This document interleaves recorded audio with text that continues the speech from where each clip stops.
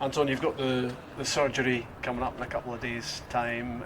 How is that feeling that you're going to get it done, get the surgery done? I think obviously it's not, nobody looks forward to it, but I think there's been a period of time now since the injury of about just over 2 weeks where you're sort of just going around trying to figure out who's the best guy to go see, exactly what sort of injury it is. So you get your scan, you find out the extent of the injury, and we found that out within 5 days, and it's just a case of since then trying to get a consultation with somebody and then booked in somewhere. So thankfully on Thursday I'll be getting my operation and sort of just want it over and done with now so I can get started on my road to recovery, and it gives you a wee bit more of a focus of coming in every day. At the minute it's sort of making sure that you hit certain checkpoints to make sure that your knee's in a position where it can be operated on, and thankfully I've had that sort of focus of making sure I'm physically ready, but also the focus of making sure I'm finding the right person to fix my knee and give it every best opportunity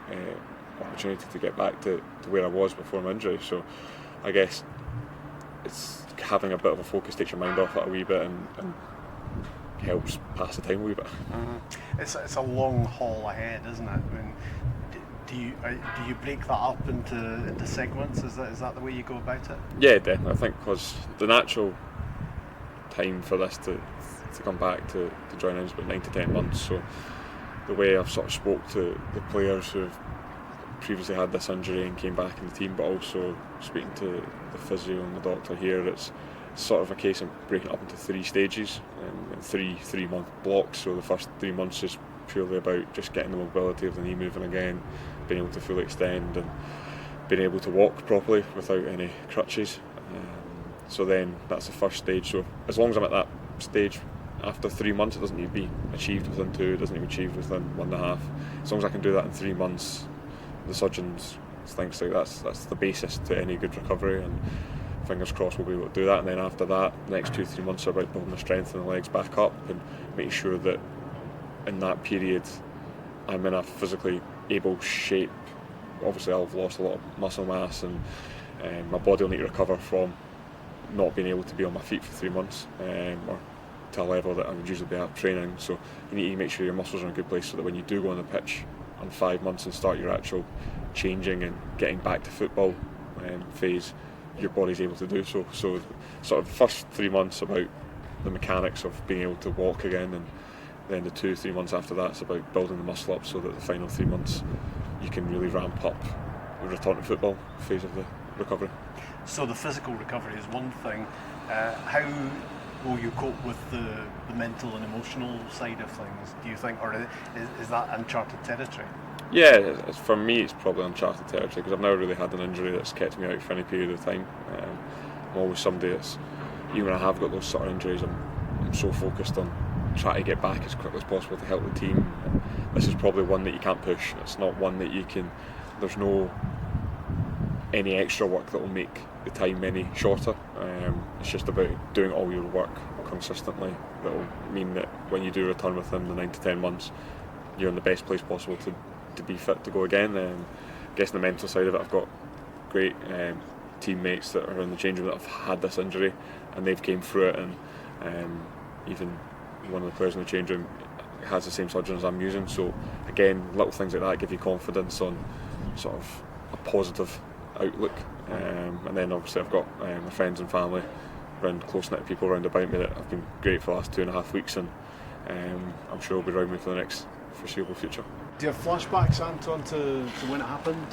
Because it was kind of innocuous, as I guess quite a lot of these serious injuries tend to be.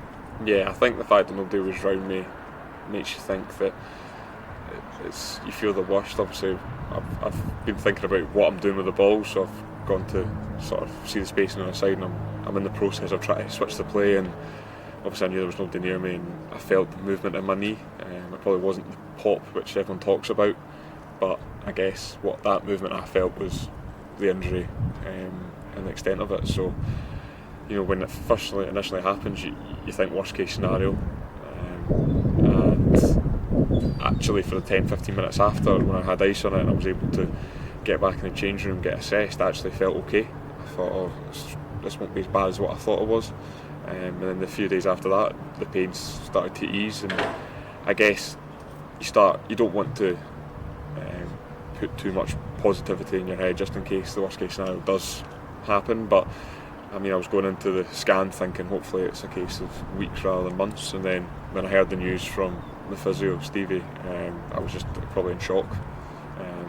For about 3 or 4 days I was just sort of numb feeling to it all, because I just couldn't believe it, because I had kind of started thinking, oh, hopefully I'll be back looking at games I'll be back for, and unfortunately that's just the way it is, the nature of the injury. I'm currently here with not too much pain and able to walk with and without the crutches for a bit, so unfortunately it's something that will restrict me from playing, so I just need to get it fixed.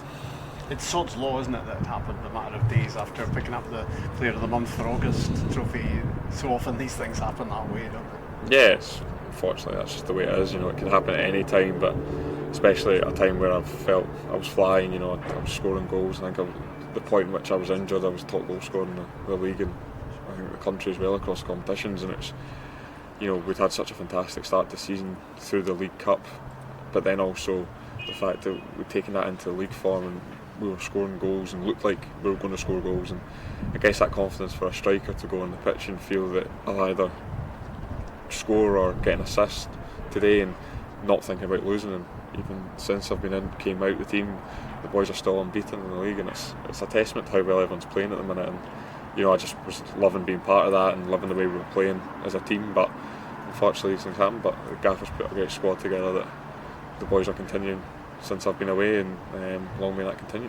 And for you, as you said, it's a great bunch in the dressing room, and the club is being supportive as well, and obviously that matters at this time. You feel you've got, apart from family and friends and all the rest of it, you've got people around you. Yeah, definitely. I think it's important to mention how good the club have been with me.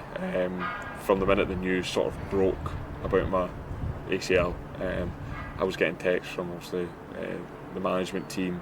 The chairman was brilliant with me, just sort of reassuring that the club will be looking after me in my rehab and recovery, which isn't something that is that common. You might think it might be in professional sport, but especially up here in Scotland, that you do hear some horror stories. So sort of that reassurance so soon after hearing the news is just one less thing I need to worry about. So it means that when you're thinking about your recovery, how long you're out of the game and stuff like that, and how you're going to get through it all, the fact that that sort of wee bit of a weight lifted off your shoulders from the chairman, just reassuring that the club will be there for me and stuff like that. And then obviously, as I said previously, there's a few boys in that changing room that came through this injury before, and obviously they're still really good players and playing at a high level here, so it gives confidence to see that people do come back from this, and people have done it in the past, so I'm sure I can do it as well. Good luck, hope the surgery goes well. Thank you.